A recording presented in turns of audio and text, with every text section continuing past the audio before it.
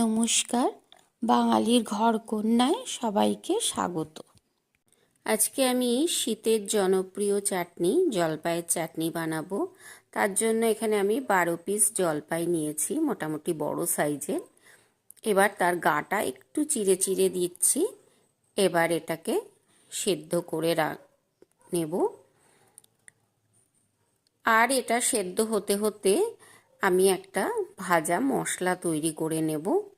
তার জন্য গোটা জিরে, গোটা ধনে, 5 ফোড়ন, 2টো শুকনো লঙ্কা, 2টো তেজপাতা আর গোটা মশলাগুলো সব 1 চামচ করে নিয়েছি, সেগুলো দিয়ে দিলাম। আর ধিমে আঁচে এটাকে আমি ভাজা ভাজা করব। ততক্ষণ পর্যন্ত ভাজা ভাজা করব যতক্ষণ পর্যন্ত না একটা সুন্দর গন্ধ বেরোয় আর জিরেগুলো একটু চটপট করে ফুটে ওঠে। এবার আঁচ বন্ধ করে দিলাম। এদিকে জলপাইগুলোকে আমি একটা কাঁটা চামচ দিয়ে যতটা সম্ভব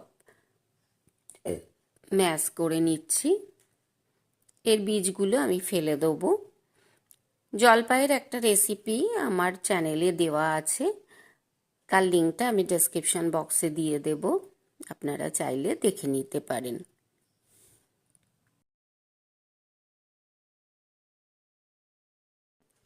এবার আমি একটা কড়াই গরম করে তাতে ম্যাশ করে রাখা জলপাইটা দিয়ে দিলাম। আমি কিন্তু দেখুন এর মধ্যে তেল দিইনি বা কোনো রকম ফোড়ন দিইনি, এটা পুরোপুরি অনুষ্ঠান বাড়ির মতন করছি। এবার ওই বাটিটা ধুয়ে একটু জল আমি এতে দিয়ে দেব। এবার এটাকে ভালো করে নাড়াচাড়া করে নেব।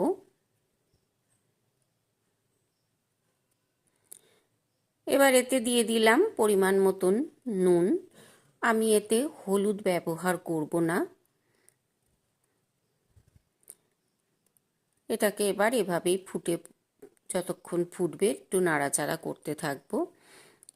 এবারে ঘরে থাকা আমার মিষ্টির কিছুটা রস ছিল, সেটা দিয়ে দিলাম আর অল্প বাতাসা দিয়ে দিলাম। আপনারা এটা চিনি দিয়েও করতে পারেন, কিন্তু ঘরে যদি মিষ্টির রস থাকে সবসময় চেষ্টা করবেন তাই দিয়ে চাটনিটা করতে। এতে কিন্তু চাটনির স্বাদটা ভীষণ সুন্দর হয়।